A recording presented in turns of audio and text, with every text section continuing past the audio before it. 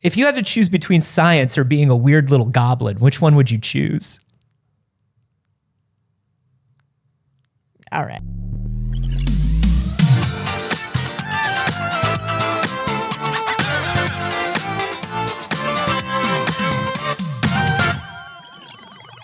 Good morning. Oh, good morning, BBs. It's too early. It sure is. Welcome to the first, best, and only morning show in existence. I'm Anthony Carboni. And I'm Saige Ryan. Your hair's doing something kind of cool. Is it doing something cool? You look like a bad boy. Yeah, I'm a little bit of a bad boy. You got the one piece hanging down? I'm sort of what's known as the bad boy of Twitch. Yeah. I'm sort of like, watch out for that. Who knows what that guy's going to say? He's a loose cannon. Yeah. He's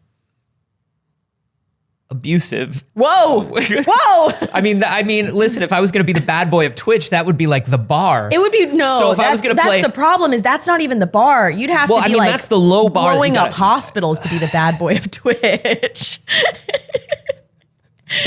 I had something There's some real I had bad something boys. political to say, and then I didn't. Yeah. Because I'm not really the bad boy of Twitch. You're not. There's some not. real bad boys on Twitch. I'm just a sleepy guy Yeah. who did not get to wash his hair. That's all. It looks cool though. Listen, I am a pretty cool guy. I'll give you that. Good morning, everyone. Thank you for joining us. It's a new week, and we're officially in that interesting time of year. Which is the least, holidays. the least interesting time of year. The interesting Yeah. time of year wherein it's the least interesting time of year. Where people stop making news. And start getting real.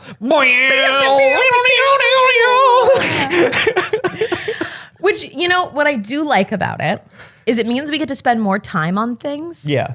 What's interesting about the last couple of weeks of our run of show, that could be anywhere, could be anything. Who knows what format we keep the run of show in? We'll never We tell. probably don't, because we conjure the news. Directly from our minds. Whoa. Is we've continually had like less things in there. Yeah. And yet never get to all of it. Yeah. We're two chatty folks. Love a good chat. How was your weekend? I don't want to chat about it. No. It was okay. Both the boy and I were sick. Oh, no. So that's okay. I had a really good weekend the weekend before, and it's one of those things. It's an up and down thing. But I did take that time and opportunity to really, really dial in the way my old consoles look on my new TV. Okay. I really did just sit down with remotes and .ini files and upscalers and really just... Yeah, you did. Listen, this is going to be cool to about 3 people.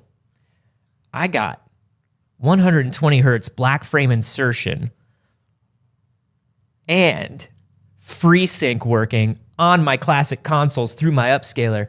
Lag-free experience, baby. It's like playing on a CRT. Whoa. I even have CRT filters now that look just like a CRT on my big TV. Whoa. I know. Can you get rid of that CRTV then that you broke your windshield with? Yes. And I know the rule is yes and. Uh-huh. But it might be yes but. Yes but. So good, the CRT TV. But then what was the point of putting all that work into your TV? I was sick. Into your nice TV. I was sick and I didn't want to get off my couch. Yeah, but why both? Tinkering. Now I have the options. Now, Saige, I have the options. I'll tell you why. I'll tell you the real reason why. The new fancy Good Boy upscaler just released this weekend. It's called the Retro Tink 4K. And it's the best. It's the most beautiful box ever for playing old video games on a new TV. And it's $750. Okay. And I said, absolutely not. I bet I can make mine almost as good, if not better. Uh-huh. Did you? I mean, it's like almost. Okay. It's not like as good. For those who don't remember, a while ago, Anthony decided to go and pick up a CRTV, and putting it in his hatchback, he shattered his back windshield. A little tiny corner of the television was poking out just a bit, and it did a And that was the end of it. Yeah. And that was that. That was that. And my insurance said, isn't it wild that we don't cover you for this? Yeah. They said, isn't that pretty funny? And here's the thing, and I will look right into the camera and say this. Here's the thing about that. I even lied to them. What did you say? Because I knew that they were probably not going to cover it. Yeah, if you were like, I decided to go and get a CRTV and it was sticking out a little bit, and when I closed my hatchback, I cracked it. Yeah. I just told them, I was like, hey man, it's LA. I was parked in a garage and I came back and my window was broken. And somebody had put a CRTV in the back of my car and tried to close the hatchback. Yeah, somebody put a Sony. That's LA. Somebody put a Sony Trinitron, a 36-inch Sony Trinitron. Let me tell you something. Live studio audience. If I had not destroyed my car doing this, the deal I got it for free. It was free. Some dude was like, please just come pick up this 200-pound TV. Yeah. He said, if you lift it over your head with your mighty strength, you can have it. Yeah. And I went over there and just one hand. Mm-hmm. Just one hand. Yeah, it was like a sword in the stone situation. Yeah, it was like, whoa. Yeah, you had to be able to lift it. Mm-hmm. This TV comes from a time when TVs that big have handles built into the side of them, so two people can move the TV. Oh yeah, we got a couple of those around here. Yeah, so I put it in there and it was all free and I was like, I'm getting away with it. Yeah. I can't believe I'm really getting this deal. I've had a search for CRT on Craigslist for 2 years. Uh-huh. I can't believe this is happening. Yeah, we're good. Ka-chunk. I like that the sound of a windshield cracking is a little kissy noise. It's just a little kissy noise because it starts small. And then it's like, I'm going to get real bad. Yeah. I'm gonna get real bad. The only thing, Saige saw it and she was like, "Are you replacing your windshield? Or are you gonna replace your window?" I was like, "Yeah, of course I'm gonna replace my window as soon as the money tree blooms." Yeah, sure. But it was like the only thing that was holding my back window together was my tint. Mm-hmm. I had like that really intense tinting on my window. And then what? And then what? Yeah, and then what did you add to help hold it together? Oh, just a little bit of duct tape. Yeah. A little bit of duct tape will start, like, listen, I've been on sets. I keep some duct tape and some gaff tape in the car. Who knows what's going to happen to a car? I'll tell you what, whatever it is, 70% of the time, you can fix it with tape. Yeah, duct tape and zip ties. We usually keep it together. I keep duct tape, zip ties, and gaff tape in my car. And if anybody, if a police officer ever chooses to search my glove box, it's going to look real weird. It's going to look a little weird. Along- also because along of with the large rope. hunting knife. Yeah, the hunting knife, the rope, and the adult diapers. Yeah. But all unrelated. Yeah. That was an astronaut kidnapping reference. Anyways. Did anybody catch our astronaut kidnapping reference? Somebody asked how much trash is in the space helmet today. What are you talking about? What are you talking about? Literally, what are you talking about? What are you talking about? This is part of the set. Jesus. What a weird thing to make What up a weird about thing us. to ask. That we would just like leave little trash everywhere where you can't see it. Like we'd be hiding little snack wrappers in our space helmet. As though we squirrel away tiny snacks during the show, like the borrowers. I'm not a borrower. Hey, Josh, good morning. Hey, good morning, everybody. There's no trash in the space helmet. I promise. There's no trash in the space No helmet. trash in the It's space clean. helmet. There's So- no sex in the champagne so room. clean. Yeah. How was your weekend, Josh? Phenomenal. I did a lot of sleeping. It's great. Also saw Napoleon, which was weird. It's a weird film. Yeah, felt like it was going to be weird. It A friend of the show left a review that said, Joaquin Phoenix is the go-to guy when you need someone to be a terrible narcissist. How do you feel about that review? I would say accurate for what they did with the film, but also I'm not sure what their plan for the film was because it was sort of a dark comedy. It felt like they didn't know what the tone was going to be. Okay. You know, It's an interesting one. You're getting some love on your Paramore shirt. Josh and I went to a Paramore concert. It was a great concert. It's pretty wonderful sick. concert. yeah, It was a while ago. here it is. It was friend of the show, Jay Stubes. Yeah. Yeah, we love Jay Stubes. It said, gotta respect Joaquin Phoenix's commitment to becoming Hollywood's go-to guy when they need to cast a narcissistic little freak with mommy issues. Yeah. That's great. Jay Stubes and I went to Disney World. Oh, We were little Disney influencers. we met at the Magic Castle, being Willow influencers. I feel Still like Disney. She's a genuine influencer though in the film space. Whereas yeah. Whereas I feel like we are like 3 times a year. We live in LA and we're on camera and somebody's like, look, we got 3 more spaces to some garbage. Oh yeah, the whole time I was on that Disney trip, I was like, this is an accident and I'm just hoping they don't notice. And I am not supposed to be here. I don't know how I accidentally got on this email list, but I'm going to take it for all it's got. I feel like anybody who does a cursory research into either of our on-camera opinions immediately goes, they simply cannot represent this brand.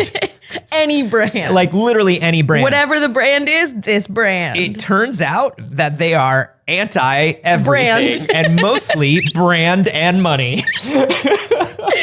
We need them to make us money, and they keep talking about how there shouldn't be money. They keep saying, stop us from being a corporation. Yeah. Whoopsie. Whoopsie. Toasty. Hey, we're sorry. We're sorry. You can. It's okay. You can call us brand. Hey, we're sorry. We're sorry about that. We promise. Love every brand that love us. We love. We love any brand that love us enough to give us little treats and presents and money for rent. And then any brand who's not actively doing that, fuck you. Yeah, disband all those corporations that don't give us little treats and rent money. Yeah, and this is not a problematic attitude to have. No. This is not hypocrisy. This is simply just trying to survive as little guys. Which makes me think that we actually have to talk about the title story first. The title story first? Usually it's what we end with. I was about to do a spit take, but you told me no spit takes in the studio. I've been telling you no spit takes in the studio for 3 years we've been doing this because you did a spit take twice in my apartment. And it was funny both times. Disagree. It was super funny both times. We used to Double film this funny show. because of how much you hate spit takes. Disgusting, first of all. First of all. Second of all, we used to do this show in my apartment. Yeah. He was just doing a spit take in my apartment, like in my home. On carpet. Gross. Yeah. And like the desk with all the computer equipment's there. Covered in spit take. Covered in comedy. Ew. I don't like that. I don't like that. Listen, here's what we promise you about the show. You're going to leave absolutely covered in comedy. We are going to talk about the title story. We're also going to talk about the new South Park game, the Inscription creators' new game, that Amico console that's fake, but maybe it's They real. say it'll still be here. Tommy Tallarico says it's as real as my world records. Every And we raised a single lot one of money, them. so don't worry, we'll give it to you probably. And we're also going to talk about ByteDance leaving gaming, which doesn't sound like a big deal because most people go ByteDance. TikTok? Yeah, ByteDance is are we already talking about it? We're talking about No. it. Okay, then let's not talk about it. No. All right. Well, you started. I'd never talk about it. Never. Okay. I put it in the document as a decoy. I was like, let me see if she'll talk about it. If she will, it's fucked up. I wouldn't. You would never badmouth Daddy ByteDance. You love Daddy ByteDance. I call him Bite Daddy. Bite Daddy. Bite Daddy is a vampire going through a midlife crisis's Yeah. custom license plate. Yeah, it is. And also the platform that still has me banned from live for hateful behavior towards men. Hateful behavior towards men. Is it because of the zip ties and the duct tape and the hunting knife? Who could ever say? Is it because you made a harmless joke and somebody said, oh, Yes. I Yes, it have that is. chromosome. Yeah. exactly what happened. Somebody said, I have that chromosome. It's probably about me. We're not going to get into it. I was on TikTok Live. We're not going to get into it. We're not going to get into it. We're not I was going on to get TikTok into Live. it. We're not even talking about ByteDance today. Some dude was being a creep. Being a creep. I said, hey man, go away. You're being a creep. Yeah, don't be a creep. And then he reported my live and went through and reported any times that I said negative things about men on my account. Hey, that's cool and normal behavior. Good for you, bud. Good for you. So, anyways. Look. Is that why I'm not allowed to follow you on TikTok? Is it not letting you follow me on TikTok? Other people are able to follow me on TikTok. That shouldn't be it. That sounds like... Hey, what'd you do? That sounds like you. What'd you do? Listen, we're not blaming anybody for anything, but what did you do? Yeah. Listen, we're already talking about it. It's Daddy ByteDance. Oh, and okay, now we're doing a bit of Daddy ByteDance We'll do a little bit of Daddy ByteDance first. Bite Daddy. Bite Daddy. ByteDance, the parent company of TikTok, was getting big into gaming. And a lot of people didn't know that because they don't know who ByteDance is. And also they didn't know that TikTok had a parent company, most people. Yeah, parent companies aren't particularly interesting to the majority of the consuming public. Well, and particularly in terms of new media, they are not particularly interested in being known or perceived. Oh, yeah. They would rather you did not know or perceive them. Because when one of their brands goes bad, they just want you to think, oh no, that brand went bad. Yeah. And then they're like, it's okay, we'll just have another with another name. And then you won't associate and you it don't with even know us. who we are. Yeah. Well, ByteDance has been making games, and you might be saying like, so what? So what if they've been making games, and so what if they're getting out of gaming? Well, it turns out that they make a lot of popular games, including Marvel Snap. Marvel Snap's fucking massive. Marvel Snap is pretty popular. Did you get into Marvel Snap? I did for a while. I was going to say, I thought you did. I really liked it. And let me tell you something. It was one of those games where it's like, oh, I literally don't have to spend a dime. That's nice. I don't have to. I can if I want fancy want fancy foil cards. Okay. You know? Right. But now it got a little more as I was getting out of it. It did start to get a little more like, hey, we're going to give you this one fancy card that really fucks up the meta if you buy the battle pass and you get to the end of the battle pass. And I was like, oh no. They're like, but anybody can get it, but we'll give it to you. Yeah, it did start going that way, and I was wondering why. And it turns out that according to ByteDance, Marvel Snap was underperforming. It amassed a cult following, but was not a commercial hit. It sounds wrong. It sounds extremely wrong. Sound like a lie? It sounds very wrong. This sounds like Square Enix levels of you didn't do good enough. You know, this sounds like we released a game and it didn't make $4.5 bazillion. Yeah, this number that we made up. Yeah, we never could have made. We made up a number and you didn't hit it, and we didn't tell you what it was, and you're bad. But ByteDance is saying like, look, we are getting out of gaming entirely. So Newverse is their gaming brand, the subsidiary of ByteDance that has been making the games. And right now they're saying they're looking to sell off their launch IP, and they are telling immediately their employees to stop working on any new ones. So this is huge because they have unreleased games. We don't know how many, but we do know that they have multiple studios that have been working underneath them. In addition to working with developers like Second Dinner, who made Marvel Snap, they also have internal development. And they basically said like, you have to stop working on all games by December, and then we're selling off all IP, which is wild. Now, they haven't announced layoffs yet. Look, I've seen it said that it's going to, in the Reuters report, it sounds like a lot of people are going to be without a job. It does sound like the decision is likely to impact hundreds of employees, some of whom learned about the move at the weekend, like literally this weekend. Wow. And they said, we're getting out of games in December. Yeah. Let me check what day it is.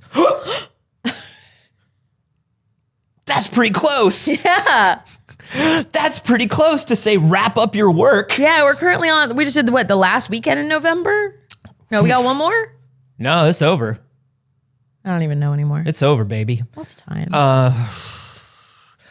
So yeah, this is pretty rough. They've also December's 3 days away. They've also cut down their virtual reality company Pico.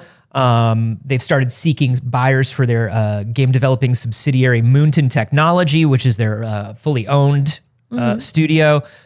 This is hundreds of people that are, they're either, best case, they're working for a new company very soon. Worst case, they're gone. They're over. And it's wild that companies that we don't even know are making moves like this. Yeah. Are making so many moves like this. Like you hear about the Ubisofts and the Activisions and things like that. But a lot of these companies who've come up watching what happened to those companies are very stealth about this stuff. Yeah. Like you'd have to really be paying attention to know that all of this stuff was happening. Well, I think about it too, because it's like, you don't think of them as a gaming brand, or you don't think of like the value they have as a gaming brand. It's like that thing where everybody talks about the Activision Blizzard acquisition and not King. Yeah. Where it's like, it's King, right? Oh, King prints money. Yeah. And it's like, that's where the money is. Yeah. And that's mobile games. I mean, look, in the Activision is the very rare case where like all of those names are the money. Yeah, but everybody King, doesn't, like, they know the money at Activision Blizzard. Yeah. People don't know about the money from King. They don't even think about it. So one of the things I was thinking about this week is when I was thinking about Game of the Year. Because Game of the Year, right? Yeah. It's time to judge the art. It's time to arrange the art from best to worst. Yeah. And say this art just wasn't as good. Yeah. And that's what art's about. And I've been saying it every day as we stream games on my channel. What is art for if not to be ranked against other art? It is bonkers that the way games works. We're talking about Game of the Year, and nobody is going to bring up Suika Watermelon Game. Ridiculous. I mean, Are you still playing? Yeah. I've fallen off a little bit. I've fallen off a little bit. I was playing obsessively, and I'd say I'm playing once a week now. Yeah. It's like And by once a week, I mean a little session. a little sesh. You know, a little sesh. But this is a game that it wasn't just everybody was playing it. It was all over Twitch. It was all over YouTube. It's still in my TikTok feed constantly. It's on TikTok lives. Everybody is playing it. And it's such a thing where it's like, that's not serious enough where we'd think about it. Is there a mobile games category? There is, right? Yes. Yeah. We just don't pay attention. We're not gonna pay attention to this because it's not what we want to say is best game of the year. Yeah. Interesting. It's like how the Oscars used to be like 50 to 60% comedy. Like it was just like, what's the best movie? It's okay if it's a comedy. Yeah. And now it's all about who cried the hardest. Yeah, it's like who cried the hardest wearing makeup that made them look less attractive. Yeah. Did they gain weight so they're not the ideal body type? To play this role. An unrealistically ideal body type? Yep. They did. Oh, or shit. Lose too much. Joaquin Phoenix behavior.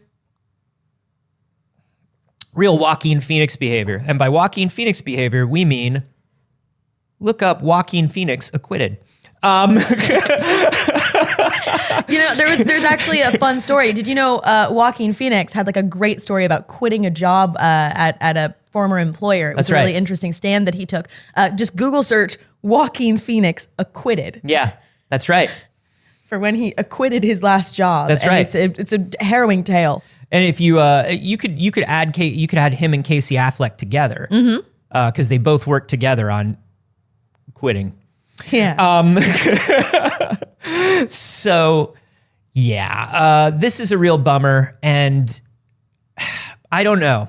We're seeing a lot of this top heavy stuff, and I've been thinking about games and movies lately. There was a thing that like Steven Spielberg said like 5-10 years ago where he was like, all of these things are going to get so top heavy. This is Steven Spielberg, who's made nothing but like big movies his entire career, right? Like he doesn't make a small film. No. He was like, all of this entertainment is going to get so top heavy, business wise, investment wise, scale wise. Yeah. It's all going to come crashing down again. Yeah. And it's going to have to come crashing down to small and medium sized things again. Because you don't think about it, but Jaws, like his first big film, right?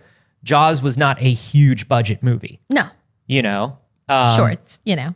But it's amazing. Right, it's a good place to start. Yeah, but it's very interesting to think about because when we watch all this, we watch all these record profits and record profits, And then it's like, but we didn't make enough, but we didn't make enough. The line didn't go up enough. And there's the economic thing of like, yo, this is all going to hit like a really bad place. Yeah. But there's also the art side of it where it's like the way art is made right now and commercial art especially, it's going to come crashing down. It's part of the reason that I love horror so much because it's one of the only genres that like low budget film survives and thrives in. Yes. That like don't have to be these massive concepts. They can be rather small stories still.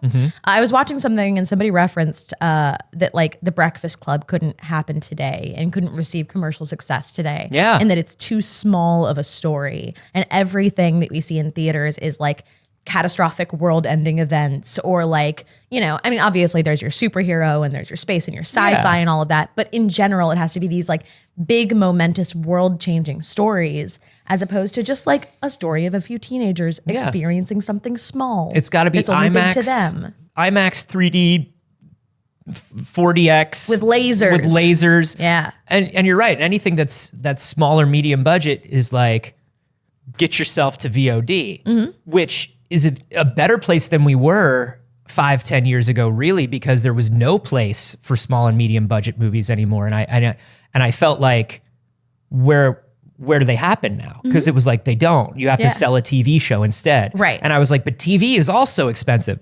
Like I definitely had like, I grew up in the years of like the new indie renaissance, right? Like New Line Cinema and unfortunately Miramax. But at the time, Miramax and like all of these publishers, like these people who were like, we can make an $8 million movie and put it in the theaters and it will crush because we know it's got an audience and it doesn't need to make tons. Yeah.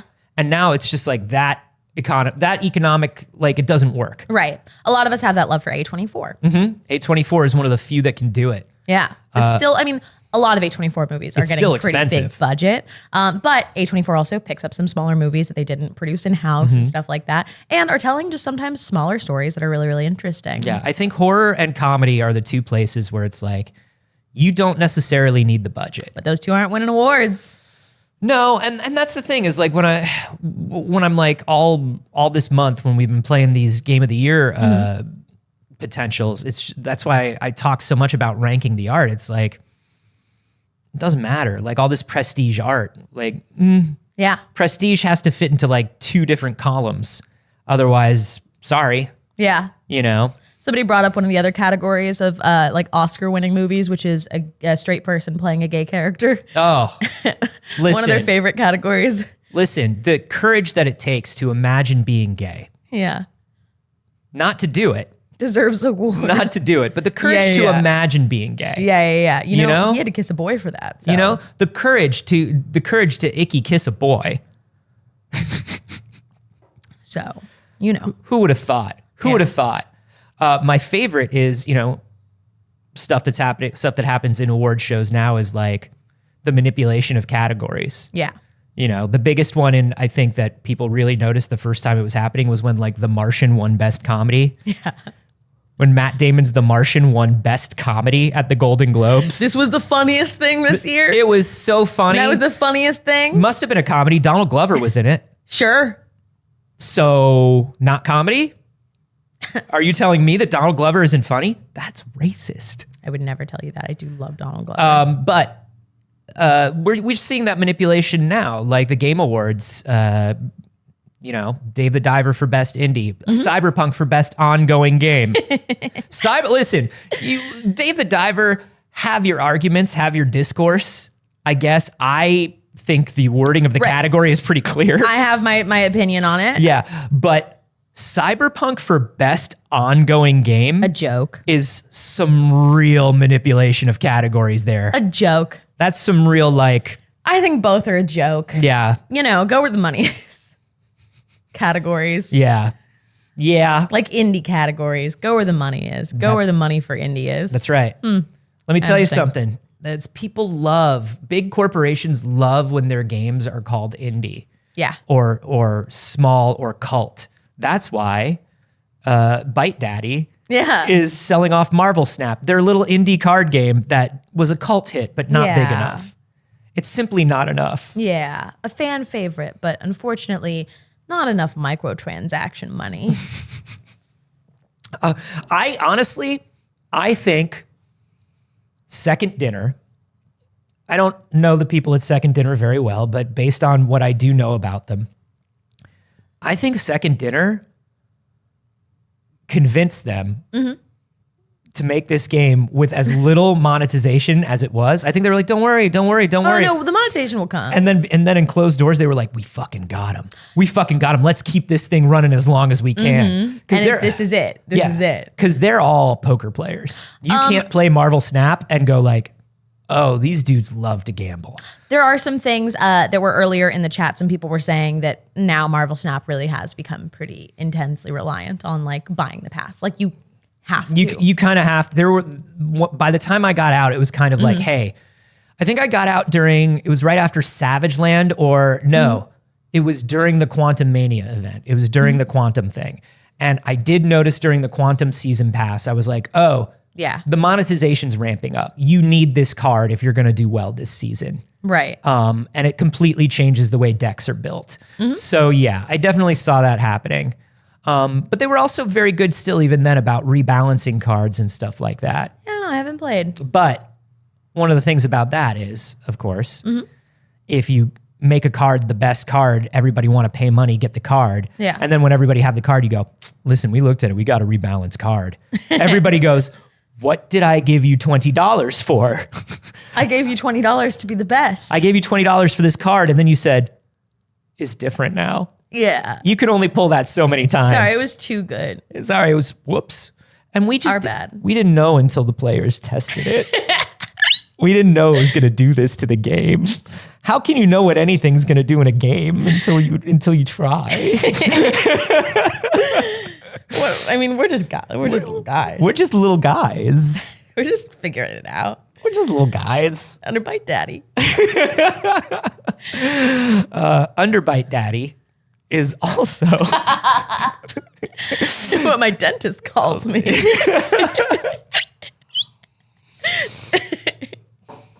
I feel like, okay, while we're talking about it. Yeah.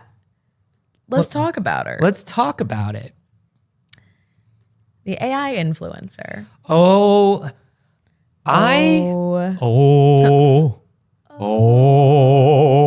I found a thing over the weekend, and when I saw it, I was like, I can't wait to be the one who shows this to Saige. Who ruined Saige's weekend. I can't wait to show this to Saige because it's right in both of our wheelhouses. So let's talk about it. Yeah. A PR firm that was just so sick and tired of dealing with the egos of content creators, models, influencers, decided, you know what? We don't need humans to do this work, to sell product. We should just make a fictional person. Not the first time this has happened. It's happened a lot, particularly recently. But this is an agency that literally said, "Hey, these people cost too much, and they come with egos, and they come with needs, and they come with wants and desires of their own. Ew. How do we make this cheap and easy for us?" Right. If we hire a person to do this, we have to pay that person. If we make a fictional girl do it, we don't have to pay the fictional girl. We own her. And what does that sound like? What does it sound like when they're like, well, we can't own this woman. So what if we found a way to still own a woman so that we could profit off of her labor, but not pay her for it? Right. So this What does that sound like? This is a Spanish agency that they now call themselves a modeling agency. They call themselves a digital modeling agency. And they have created an AI influencer who is up around 140K on Instagram right now. Her name is Aitana. You can go follow her on Instagram if you want. I don't. But don't. But she basically is one of two AI models that they've created that they use for print campaigns, for product campaigns, and they say that Aitana on these print and product campaigns can make up to $11,000 a month. And it's like, oh wow, that's pretty impressive. Yeah. That's pretty cool that they can do that. I mean, let's take away the sort of ethical stuff here that we were talking about. Yeah. It is kind of wild that there is that much acceptance of this in the industry. And it's wild that so many people want to work with an AI model that it can make $11,000 in influencing a month. And then we went to her Instagram and I was like, that's weird. None of these are brand deals. They must Right. be doing it, I guess, just for their social channels. They must be using them in campaigns. Yeah, and I found there was a print campaign that they talked about that she was part of. There's like some breakfast bowl company that she's a face for that they talked about. If you want to pull up, I have her profile on my screen, Josh.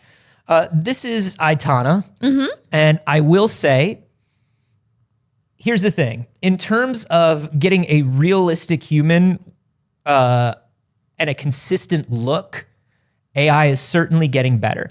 Although her body do seem to change quite a bit depending on the need. It's whatever the need is for that. It's whatever photo. the need is. Now, it gets worse when you realize how like sexual these photos are, right? Like when you look at this and you're like, oh wow, they're really a company profiting off of this, of a woman's body, even if it's not a real woman, you're profiting off of even the concept of like a feminine body. Yeah. Okay, that's pretty disgusting. And then it gets more disgusting. Yeah, and it's interesting because this article was originally published in Fortune. It's on Yahoo Finance. Yeah, it's all over the place. It's all over the place. It looks like it was, they're a PR firm. It looks like it was a paid release now, but Fortune, they paid whatever it takes to make Fortune make it look like a real article. And in this article, they only show the photos of Aitana that are like, what you would see with a lifestyle influencer. Yeah. She's in a sweatshirt in the airport saying like, I'm on my way to the next gig, Yeah. She's wearing a blazer and she's talking about like, rise and grind mindset and all that shit. What you would really see from an influencer. Yeah. And then we started looking, we were like, well, where's the 11,000 come from if there's no branded or product stuff on her profile? Oh, it comes from this link in her link tree that's labeled sensitive content. We're not going to show, obviously, this page. But I am going to read you a little excerpt from it because they're running a fan view account, which is essentially an OnlyFans-like account for this fictional woman. And if this isn't starting to sound like, what are those people that profit off of sex workers, that claim kind of ownership of them, that, lend them out essentially, and then take the majority of the money? I don't know. We'll come back to it. Management? Yeah, probably management. Probably management. This says, Spanish goddess of temptation, gaming, fitness, and seductive content converge in a sinfully delightful fusion. You won't believe that I'm not real. What you get, a daily dose of my body, regular shorts from my pay-per-view content in your DMs. For a proper tip, you will get whatever turns you on. Just DM. So this is a company that was trying to manage influencers and literally said, influencers want too much for too little, and they don't want to do the kind of content that we think they should do for them to make the amount of money that they want to make. Now, we've seen management houses like this before. In the States, we talked about them. They were popping up a few years ago when OnlyFans was getting big, those OnlyFans management companies. Yeah. That were really taking advantage. Extremely predatory. This is, look, it's not a real person, but this is basically them saying, this is the way we wanted to treat our talent. Yep. And they would not allow us to treat them this way. They did not like it when we said, and I mean, this is me, they didn't say any of this, but you can look at it and sort of draw this conclusion. They clearly said to some of their influencers that they thought were too haughty and too full of themselves. Hey, we couldn't find you a brand deal this month. Why don't you start an OnlyFans? And they didn't like it when we said that. They said there was a difference between modeling and influencing and having an OnlyFans. Shocking. You know what's awfully ironic? Do you know the name of the agency? Tell me the name of the agency. Tell the world the name of the agency. The Clueless Agency. They're called Clueless. Oofa doofa. Hey, They are everyone. called The Clueless. Literally and they oofa say, doofa. an AI modeling agency that carefully curates thoughtful, long-lasting models, not getting old like all these women, Ugh. that beautifully represent diverse personalities, not appearances, taking the virtual world by storm with their authentic charm and lasting impact. Nothing charming about this. You know what's charming about it? It's when women hate. It's like when men hate women with personalities, and Yeah. then they get to look at this blank slate of personalityless woman with no preferences. They find that incredibly charming. No, she have personality. Personality is subservient. Personality do what I want. Oh, okay. That's their personality. That's just what their personality is. Yeah. They say the world is changing and we invite you to be a part of this transformation. When you hire one of the Clueless models, you are embracing the future of modeling and content creation where AI meets creativity to redefine visual storytelling. Also, hey, if you don't like, we can change it. We can change it from picture to picture for you. What do you need? Elevate What do you need? your projects, reduce costs, and make a positive impact on the environment by choosing the Clueless. by not feeding and clothing and housing women? Remove the impact that women have on the environment. The problem with women is as all they the exist. consumption and surviving, they have to do hire a fake woman. Hire a fake woman. No fossil fuels. This woman doesn't drive a car. She doesn't even want to. She's too subservient. She's now, this is a reminder that once again, this sort of thing isn't new, and it's been done in a few ways. One of the examples that I bring up of an agency that does this with kind of like a bit of intelligence about it is the agency that runs Little Michaela. I've got her profile up on my page. Little Michaela is basically a digital influencer who presents herself. The brand is I'm a robot. Yeah. But I'm a robot that has broken free of my management company.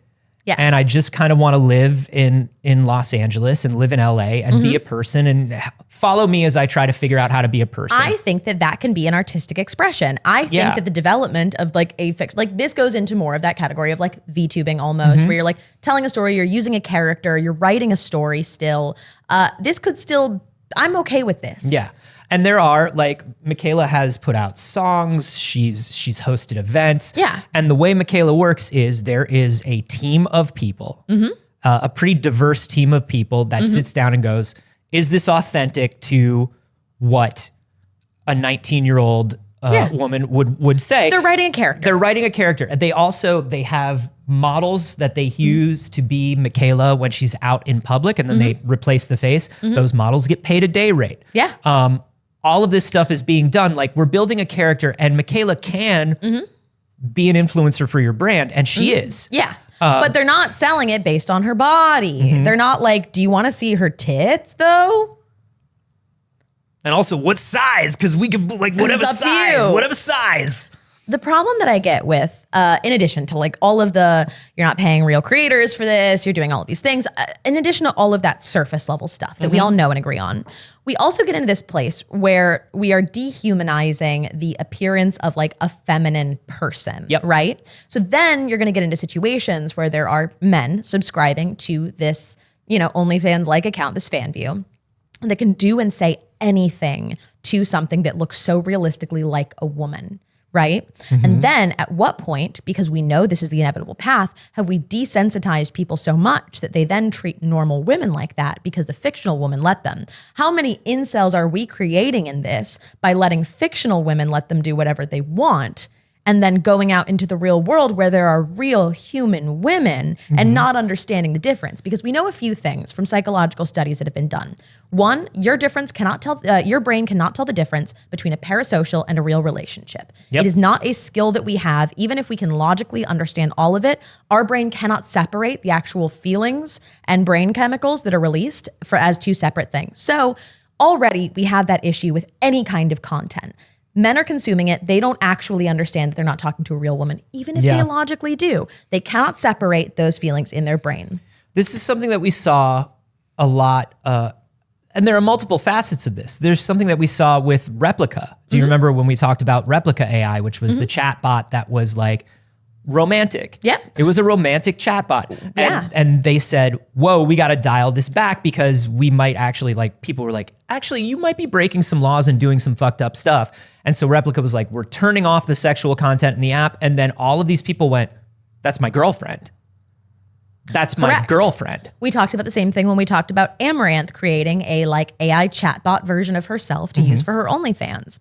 And there are studies that have explored these kinds of topics, like with pornography, people that consume things that are gross, violent, horrible. I'm not going to get into the specifics of it, are statistically consistently more likely to commit violent and terrible acts after the fact. Like, it is studied. It is deeply researched and studied that it is not like, oh, they're getting it out of their system or this is an expression of anything. Like, no, it is shown to make people worse because they cannot separate the reality from the fiction that they are living in because it is too immersive. Yeah, there's a window of desensitization that I think comes with anything, and it's particularly rough when it's something like this. You know, talking about the AI influencer, like, you know, the Amaranth thing. There was an influencer on Snapchat, Karen Marjorie, who created an AI version of herself that was being girlfriend for 1,000 people at once. She signed up with this company to do it. You know, and she was like, I was making money. Here's the problem. The AI just has gone rogue. She's trying, like, she had to work around the clock to get the company to try to stop the AI from saying sexually explicit things. And then what happens when that woman goes out into the world and encounters one of these men? What happens when she goes out to a convention, she goes out to a fucking coffee shop, and one of these men that have been pretending to be, that her AI chatbot is pretending to be their girlfriend? Do we trust our little tiny pea-sized human brains to handle that respectfully? No, because we know it. Because we know that it isn't the case. We know that we cannot handle it. We know that it is dangerous. I mean, you hear it from people all the time where it's like, you know, actors in particular will tell people like, people treat me like my character when I'm out in public. Yes. And I partially understand that because that's what they see of me and know of me, but also you can't do that to me, particularly if that character is unlikable. They will get treated horribly. Like, and we think that we're pretty reasonable, logical, smart people, and we are to an extent, but there's a level of immersion with stuff like this where it's like your brain just goes, this is normal. This is what normal is now. I mean, we talk about it as being like early internet kids of like the fucked up stuff we saw and how it's like, oh, I had to get off the internet and pull back to get back into a place where like I had enough empathy. Yeah. Really, because I had seen so much like horrible stuff. Desensitizing. Like desensitization is real, obviously. And I think that we're coming up on two colliding things that are about to get really, really scary. And this is a little heavy in topic, but we see a lot of women talking about women and like men, to go to the like heterosexual gender binary of it all, because gays and the NBs, we got it. I'm not worried about us. It's the straight people I'm worried about.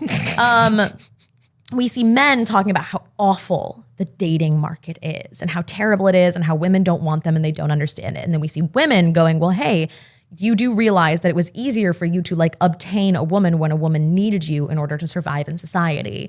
Like the women couldn't have their own credit cards until the 70s, and their protections for discrimination against like financial discrimination didn't set in place until the 90s. Yeah, so and a lot of this stuff is still enshrined in marriage and divorce laws around the country. Exactly. So as we get to a point where women don't need you financially, they do not need you as a provider, and they don't need you as like emotional support for something, because we've always received that better from other women, and that is not something that is valued for men, because men were raised to only value being a provider in this, again, very heteronormative idea of it. And if that's all you learned how to do, now you have nothing to offer to women to improve their lives in those situations. So a bunch of people are not going, wow, I should learn how to be an empathetic and enjoyable person to be around that is good and treats people well and someone wants to spend their life with, they're becoming incels. Yeah. I mean, we're watching like this manosphere podcasting thing that's happening and Exactly. the rise of all this media that's just like,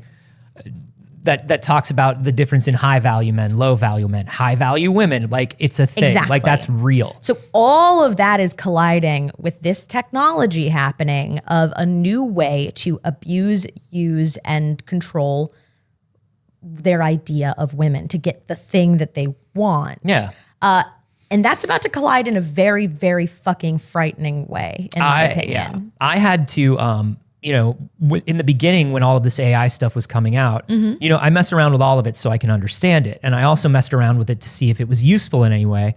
And one of the things that was just so I had to stop following the Stable Diffusion and like any of those like subreddits, even as somebody who was like, I want to know what's happening in this so I can intelligently oppose it. 90% of the stuff that people were making was just like deep fakes of celebs and anime waifus. And I was like, you gotta rein this in. This can't be it. Yeah. How can this be what we're using this technology for? I do want to say something interesting about Karen's AI, which was just called Karen AI, the influencer, as she was trying to like get it to stop, get it to behave, like was telling the founder of the company, you've got to make this thing, you've got to rein this in.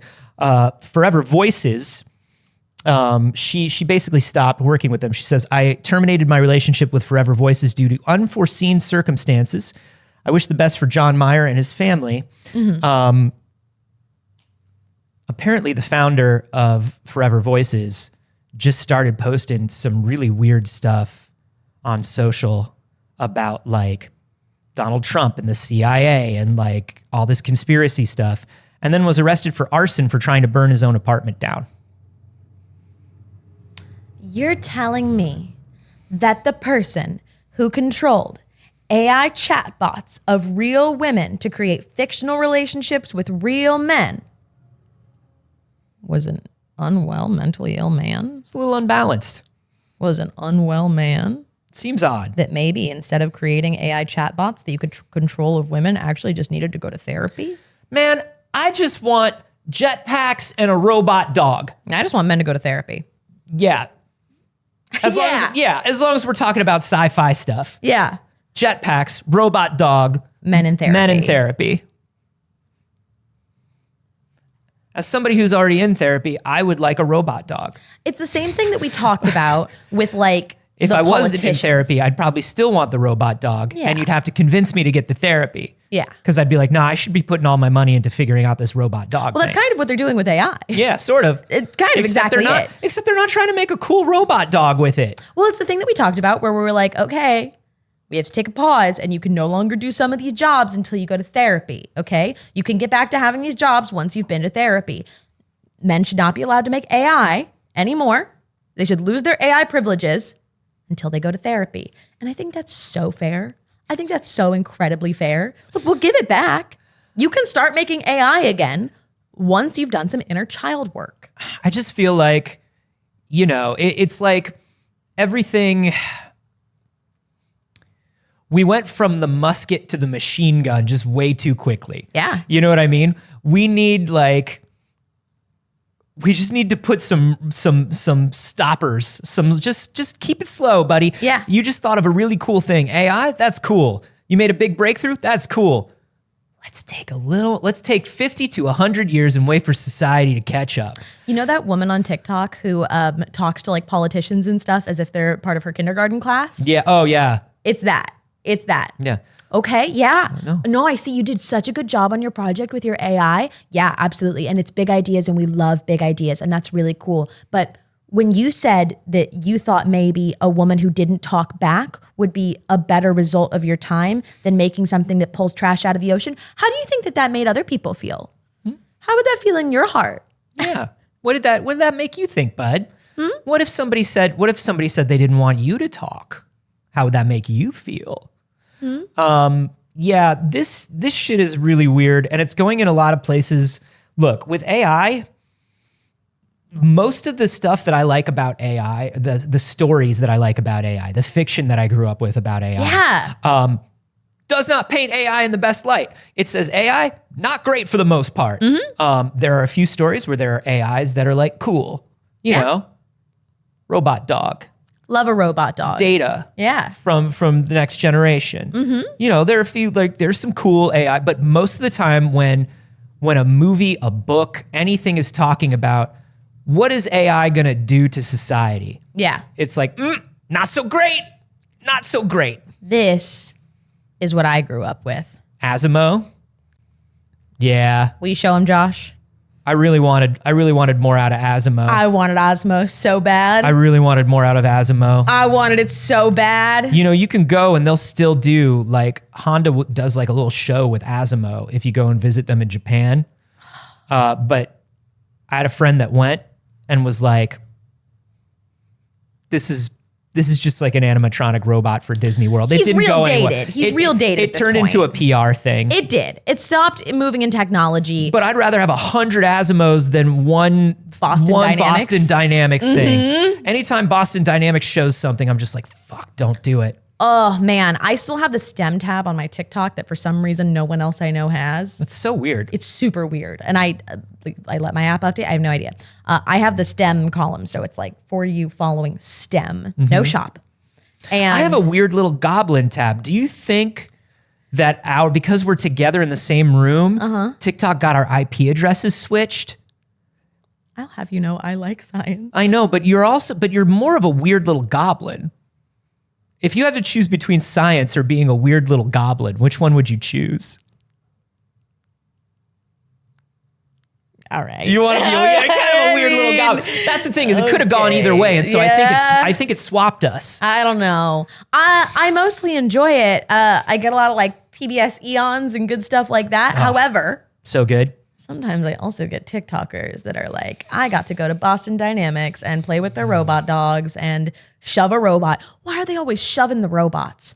Why is every video they got to shove the robot to be like, look how good the balance is. Look at this human person shoving this getting kind of human looking robot. Look at them kicking this dog. My favorite, one of my just a favorite robot. things that Corridor Digital ever did was their fake robot or their fake video of them pushing Boston Dynamics robots, and the Boston Dynamics robot just starts shoving them back.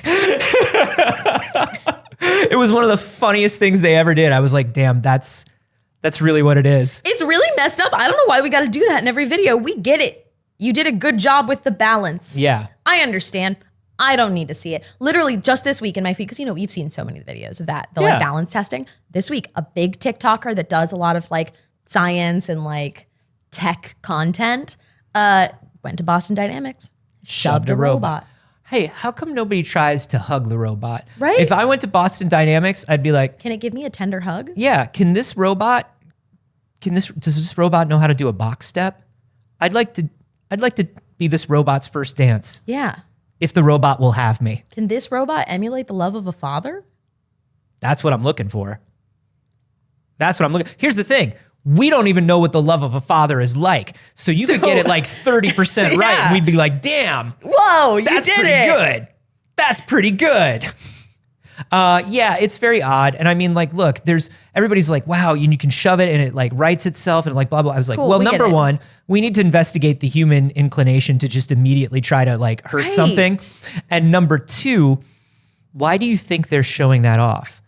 These are robot soldiers in the making. Yeah, these are just RoboCops, dog. These are just the cops who now they have excuses for not listening. They Right. can't. Yeah. Whoopsie. Yeah, these are just your future cops. Congratulations. Yeah, and like, look, people are like, oh, but you see the way the dog can like carry things and it can get supplies to people in need. I was like, yeah. Most of those supplies will be bullets and bombs. Yeah. Not RoboCop as in famously RoboCop, no heart of a man. No. Just a robot cop. Yeah. Heart of a cop. Yeah. Robots already have the heart of a cop. All of them. It's more like RoboBot. Yeah. It's more like half machine, also other half machine. Yeah. uh-oh. Yeah. Cops already have the heart of a robot. Yeah. So, same. Same. Yeah, so this stuff it's weird. And I do think that there's fun stuff that's being done with machine learning, and there is stuff that's going to save us a lot of time. Like they use some machine learning they showed in Across the Spider-Verse. How they used some machine learning in Blender to like literally just help one of the thousands of artists to make some of those little like sketch drawing lines. They were like, we built a thing in Blender and we had artists train it on their thing. Cool. And we use it in house and we used it, and it only is something that like artists can do. They're little time saving tools that are really going to help. Wonderful. We say it every time that we talk about AI. I am not against AI as a technology, and I see many incredibly valuable uses for AI. Big things will be ownership and humanity. If we were to make AI with those two pillars in mind of making sure that we are protecting ownership and we are protecting humanity, then we could probably do some sick shit and not this different kind of sick shit. Yeah. Like rad. Like sick. Like sick. Not like sick. Yeah. Yeah. Do you want to talk about some video games? Let's talk about some video games. Let's change gears into some video games. I think this first one that I want to talk about talks a lot about what we have been discussing all morning. It is the new game from the creator of Inscription. Yeah. Also the creator of Pony Island. If you played either of those, like really fun, very cool horror games. Yeah. Have very interesting things to say. They just released a new trailer. Did they pull it? No, I think it's intentional. Oh, okay. Okay. Yeah. They did a little something with Jeffy Keighley. Yep. About their new game. Where it's basically like they sent like an ARG teaser. Like Keighley was like, the link's broken, and they're like, oh, we actually meant to send you this, and this is what they showed, which is just from like an old cartoon. Yeah, some weird fucking dinosaurs. Yeah. All That's of your they meant to recommendations say. are He-Man. Yeah, it's that it's that Yee song dinosaur. Yeah. From the early internet. But then what basically they did is they found like there's some stuff going on at this ARG, and there's a user named Adbot that is now on the developer's Discord. Yeah. Taking answers to questions and trying to protect people from seeing content they're not supposed to be seeing. And trying to keep people's data safe. I love it. So basically what we think is this new game that's coming out is about an AI security bot that goes out of control on the internet. And it's all going to be told through the internet. If you played Inscription is told at a card table with a card game, but it's a much larger story. Yeah. So this sort of fits into that. Where it will probably be told through some sort of web interface. Fun and cool. Yeah. Really rad. Very of the moment. Yeah. And I'm excited to see what they do with it. I'm sure, because of the Keighley of it all, we'll find out more this weekend. Absolutely. Do you think we get the GTA 6 trailer at the Game Awards? I do. I think so, I too. do. Keighley was downplaying the number of world premieres this year. He was like, we're going to try to stop calling everything a world premiere. He's like, because he gave another political thing about it. He's like, because what does that mean? Is it a first look? Is it this? Is it that? He's like, we're going to kind of pull back on that. He's like, and I'm not going to give a number of world premieres or a number of reveals anymore, because then the internet just latches onto that. He's like, but what I will say is, we're going to have as much and as big as we've ever had. Yeah. I think so. I think it's get GTA it. 6. Now you said that was very like timely, very of the time. Let's talk about something that is not. They're making a new South Park game. Did you play any of the South Park games that came out in the last 8 years or something? I feel like the last one I played through was Stick of Truth, which was so brilliant. Stick of Truth was really fun. And then we had the Fractured But Whole. Yeah, which was kind of fun. I Yeah. didn't play all the way through that one. Same. And have they done one since? I don't think they have. I don't think so. At least not in a major way. But one of the things that I loved about it, the Stick of Truth and Fractured, was like, yo, this looks like South Park and this feels like South Park. Particularly Yeah. Stick of Truth, doing it in that RPG like text adventure format, Yeah. or adventure game format was really, really fun. So now they have announced an upcoming multiplayer South Park game called South Park Snow Day. South Park as a service? South Park as a service? But the art style is completely different. We can show it on my screen, Josh. And a little strange. Yeah, they're going 3D. Okay, there's fine, but like you can see the hands and stuff. Oh, and that's where you're like, Wow. well, Okay. that's odd, right? So, all right. Here's what I'm thinking. I'm thinking for a multiplayer experience, and this is PvP as it looks like. It's I think it's mostly PvE actually. PvE. Okay. But it looks like team-based or squad-based or something. It's probably like they were looking at, does this game translate if we try to make it look like South Park, or does it become hard to read? Do you know what I mean? Yeah. I still would have liked characters that look a little more flat in the 3D world, maybe. Yeah, I'm not sure. I wonder what they experimented with. I don't mind this so much. The internet is not happy. No, I mean, South Park fans are very intense. People who are still like, I am a South Park fan are gonna be intense, you know? Yeah. Not like I grew up with South Park, but like, I'm a South Park person. Yes. Yeah, that makes sense. So they're not digging on this. They feel like the characters translate weird and it just doesn't feel like South Park to them. I'm kind of glad to see them doing something different. I think it being multiplayer is kind of fun and weird. Same. I'm literally looking at the way the gameplay sort of looks when they're I don't know if it looks like it's a strategy thing, whether it's RTS or turn-based or whatever. Yeah. And I just feel like if you're trying to look at two squads and everything that's going on and a map, and you were trying to do that in like cut paper 15 frames per second. Right.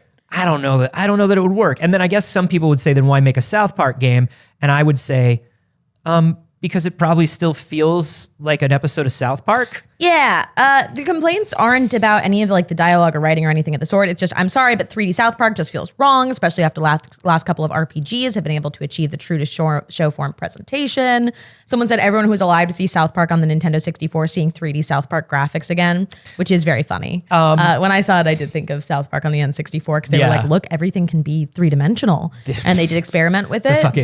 With the shooting all the turkeys. Like it was just turkeys. Yeah. These games were so weird. I definitely played those far too young because my siblings are 7 and 10 years older than me. So they were really into, and I remember it was one of the only like multiplayer games that I was allowed to play with them for some reason. Not like allowed by our parents, like invited to play. Yeah. And there was a Chef's Love Shack game. Yeah, the trivia game. Yeah.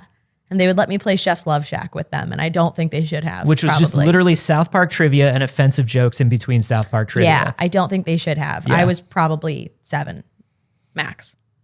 I think the one I played the most was South Park Rally, the kart game. It was all right. Never played it.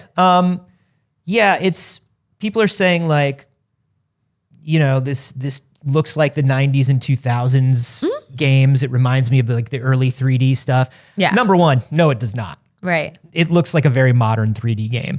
But if you're saying like it feels off to you, well, that could be. But here's the thing that I'm going to say. This is being made by Question Games.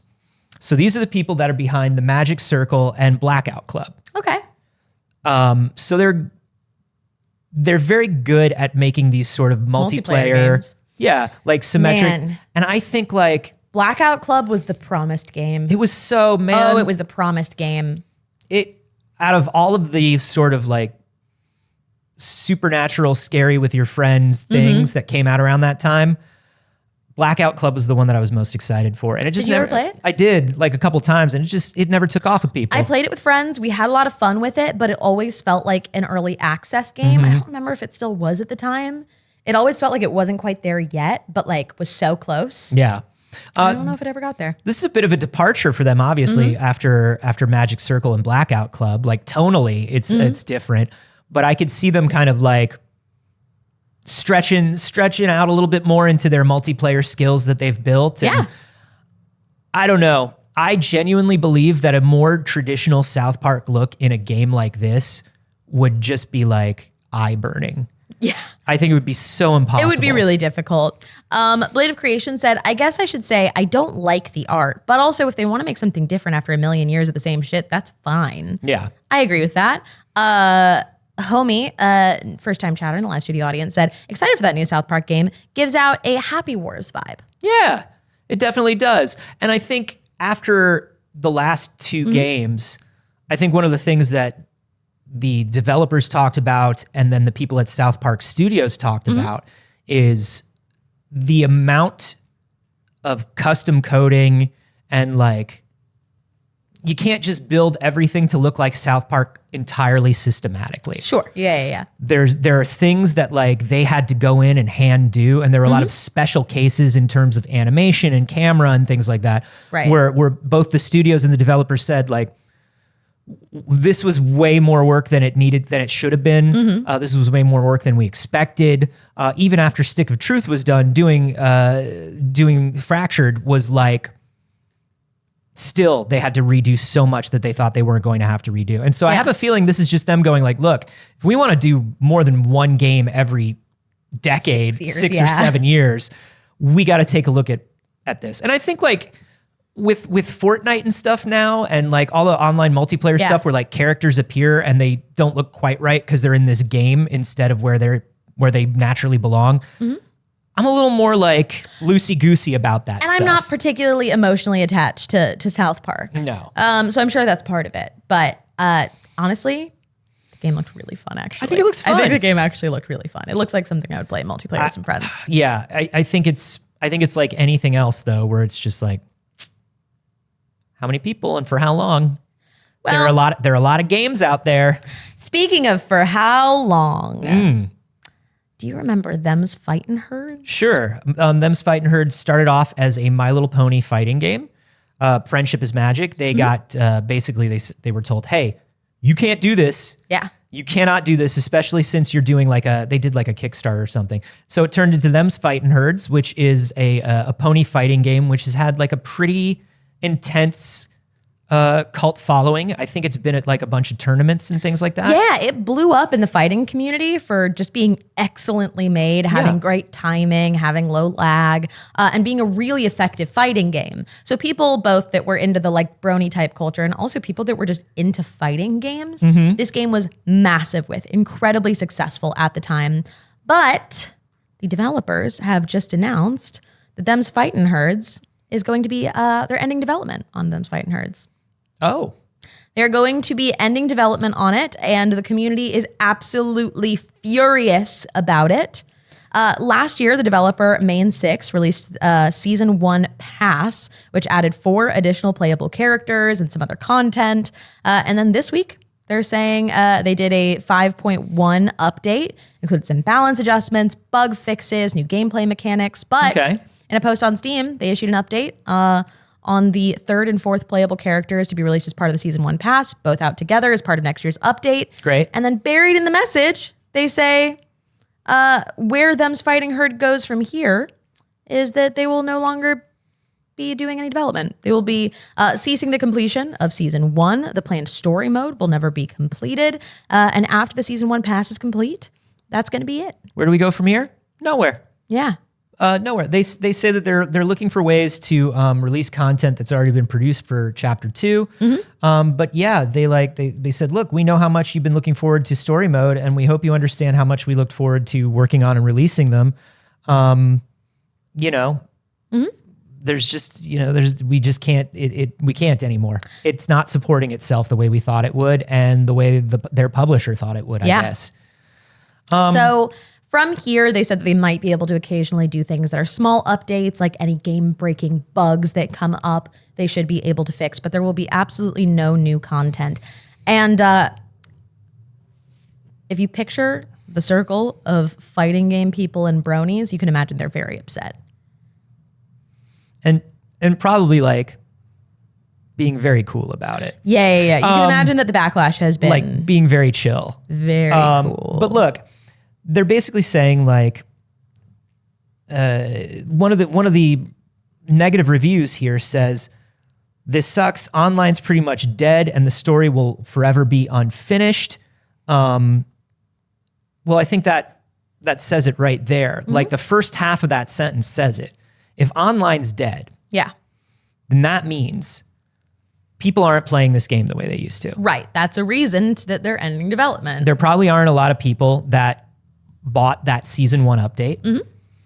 I don't know how their net code runs, whether they're doing central servers and like how that all goes. But if they're running a central server, even for matchmaking, yeah.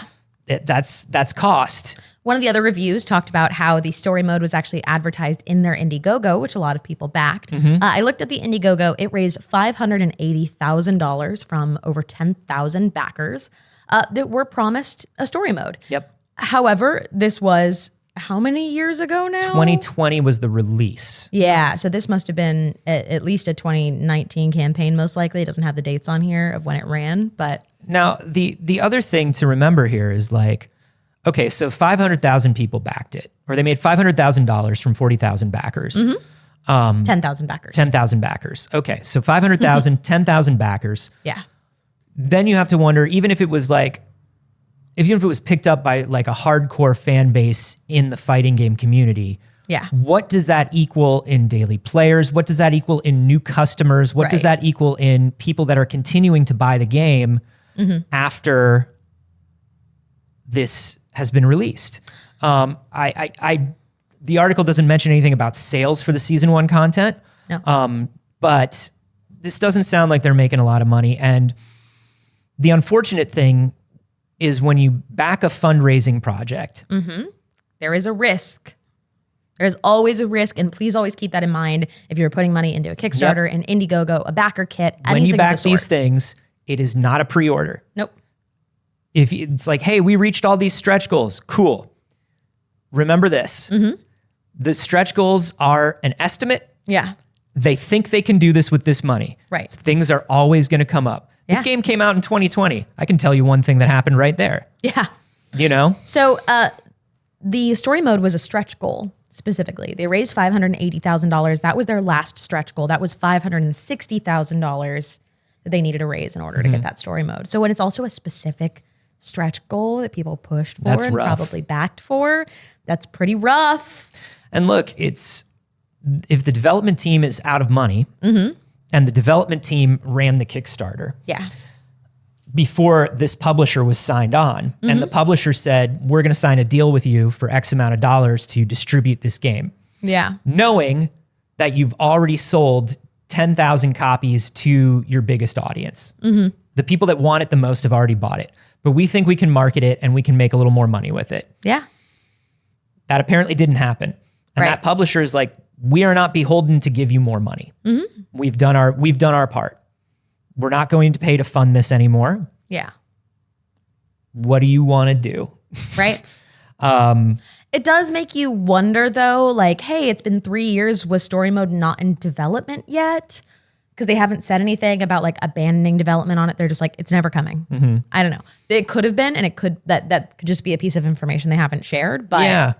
they haven't said anything about where they were in the process of putting that together, And which it's is concerning. I think it depends. I would have to go back and read what they planned on delivering with that story mode. But if this started as like an MLP fan game, Yeah. you would imagine they at least wanted like some good animated cutscenes. They wanted like fully voiced characters and all this stuff. And it's like, Yeah, and they didn't specify know? a lot of that in it. They literally were just like, there will be a story mode, Yeah. essentially. They were very vague about what a story mode would entail. but yeah, I'm It just just trying says- to, yeah, I'm what- just trying what to figure, fans want. I'm Yeah. just trying to figure out like what they would want and how high, like, How expensive that would be, how much development it would take. How big did they plan to go, and did they plan too big and just kind of blow through the money, which happens sometimes, particularly Yeah. with new developers.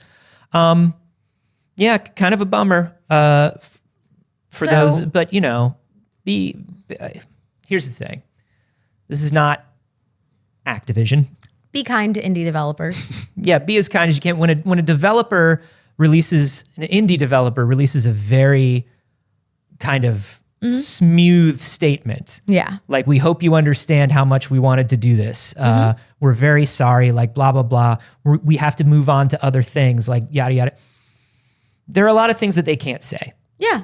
They have signed contracts with people that they can't say shit.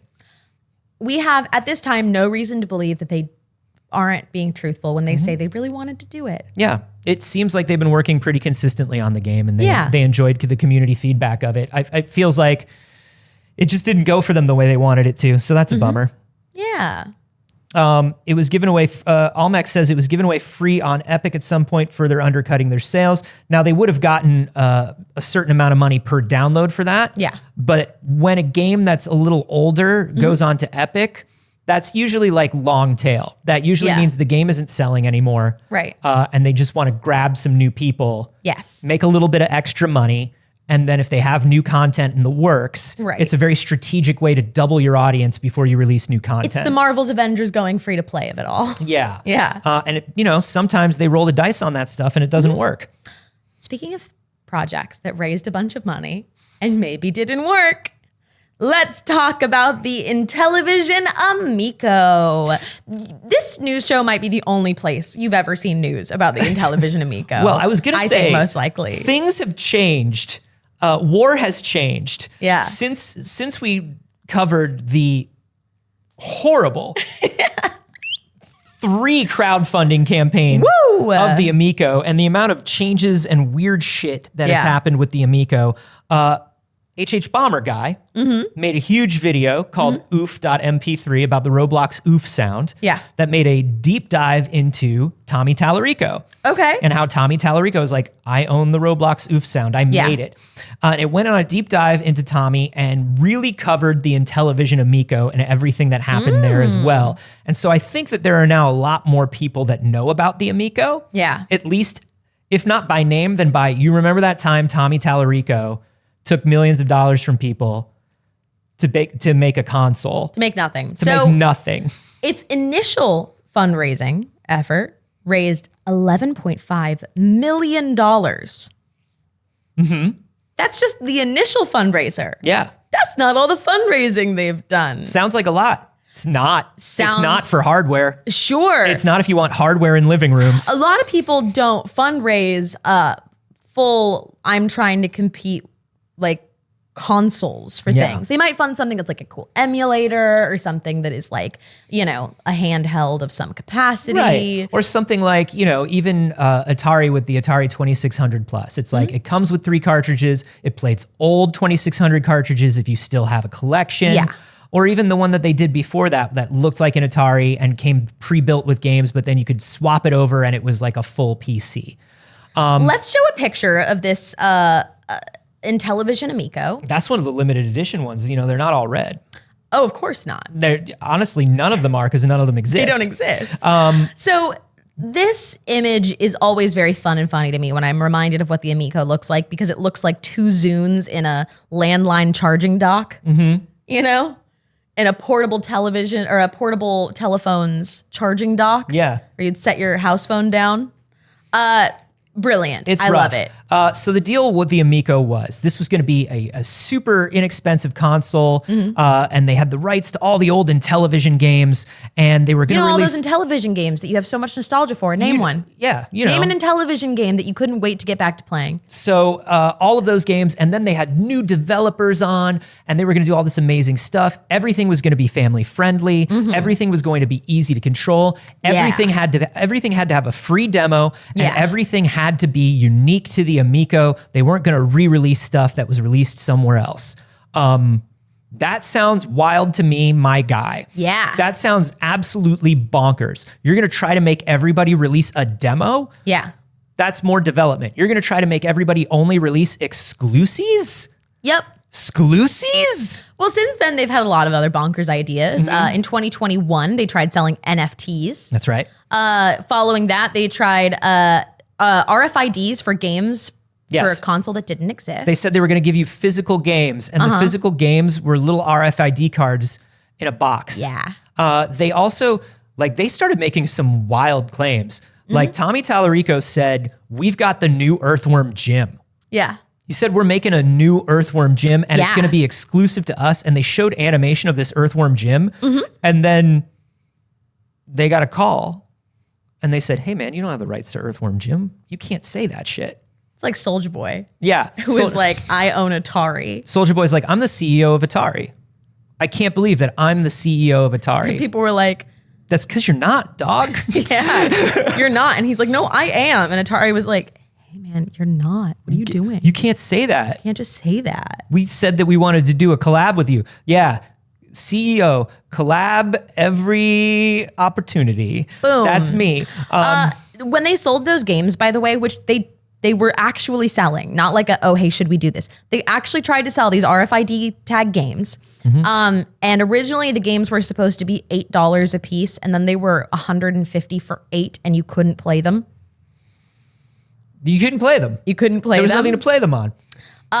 Essentially, lots of reports have been in financial trouble. They had a fake unboxing. yeah. They're like, here it is, the first Amico off the press. And it was like, Wasn't dude, real. That wasn't real. Wasn't real. People who have played with the one of the things about the Amico is it's got these controllers that Yeah. have screens on them, and every game has its own control, kind of like a Wii U. Yeah. But small and easy. And everybody was like, this is the shittiest touchscreen with the most lag I've ever played with in my life. It's not working. It doesn't work. One of my favorite things they did in June 2022, they sent out an email to those who had pre-ordered the machine and that were like frustrated with the lack of news in it. And they were like, hey, I know you pre-ordered, but here's the problem. We just don't have enough money. We need to raise $5 million more, which they missed by $4,940,000. Meanwhile, an investigation into where the money go.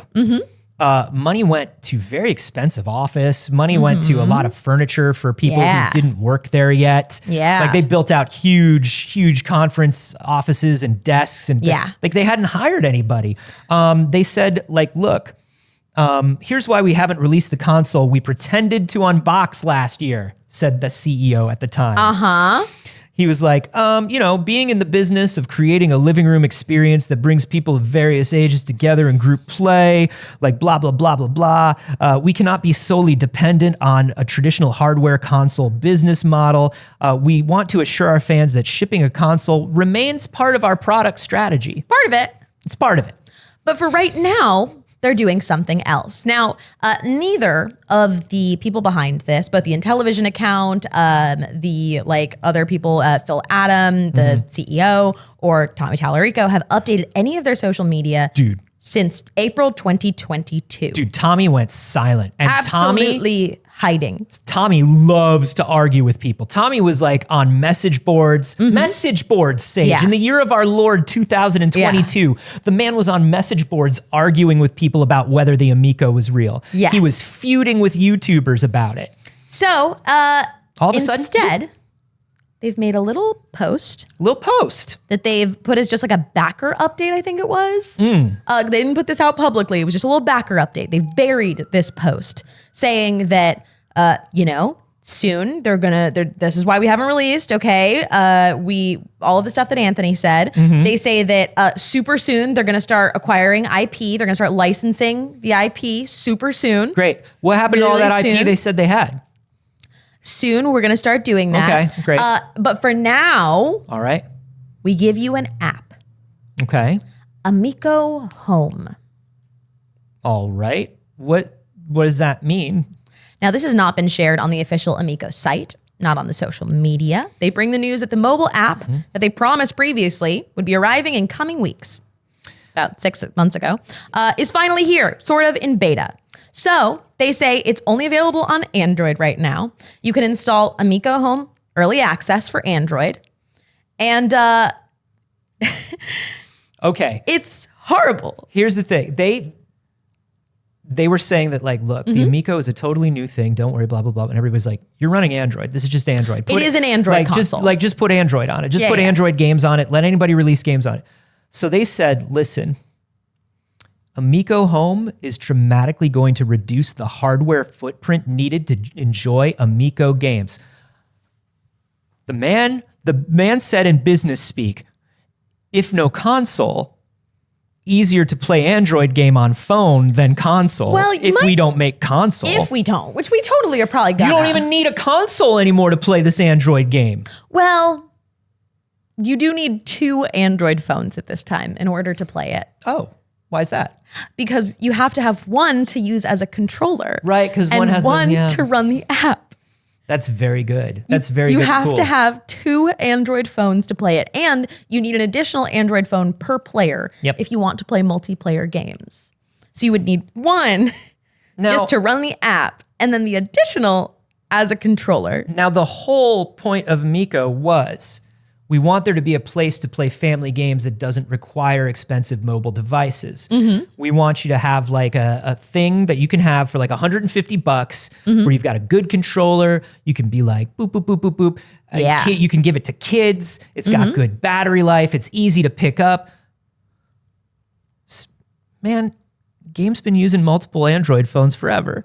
Well, I mean, does any other Android console have 2 whole games?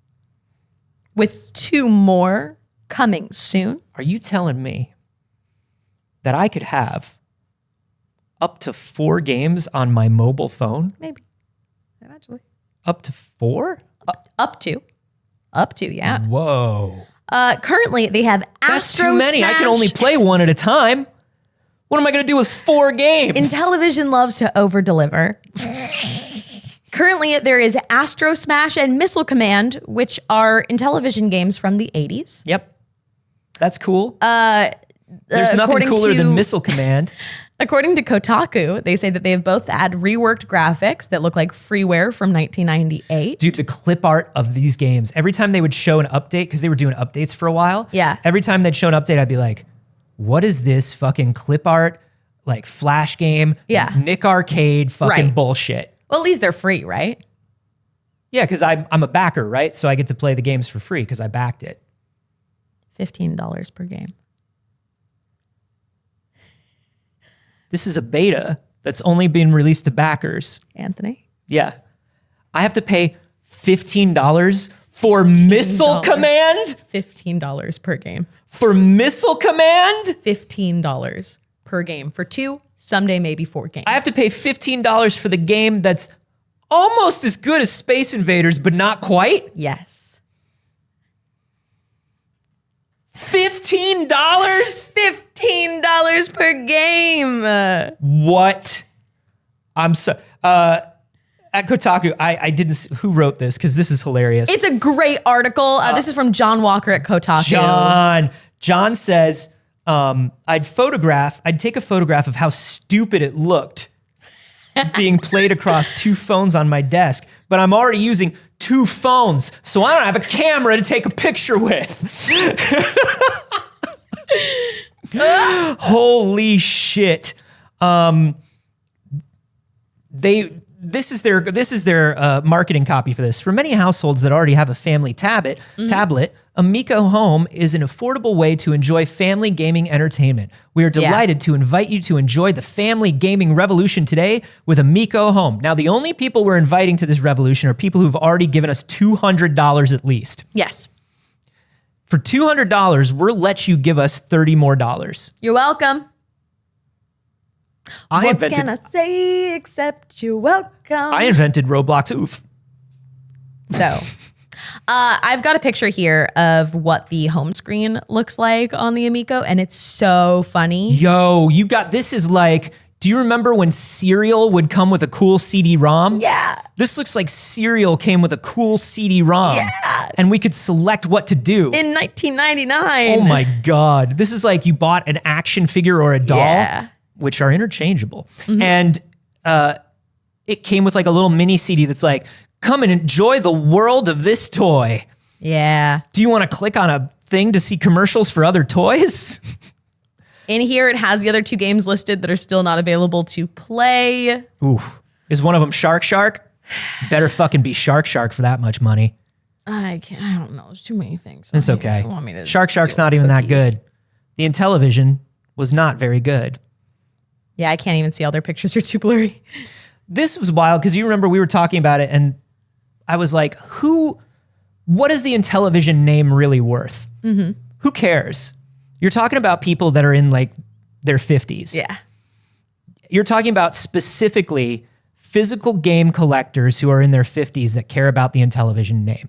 And when Yeah. they started screwing these people over, shit went really wrong for them because these are people that do not like being fucked with. They have their collections. When you're like, this is a new thing from a retro company, they go, prove it, prove it, prove it, prove it, prove it, Yeah. prove it. Because they're fucking surly Gen Xers. Right. It's because of the lead poisoning. It's because of the lead poisoning. Probably. Hey, if you need, get on the Discord later and I'll give you my Amico Home friend ID. Yeah. Let's play some Shark together as a family. Which is a good place There's no for us online to leave play. you. No.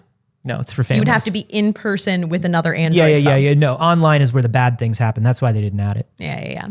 And that is where we leave you for today because we have already run over our time, but we are so glad that you We joined talked us about this over morning. 3 things. I know, that's what I said. We I talked told about you. over 3 As things. the news gets slower, so do we.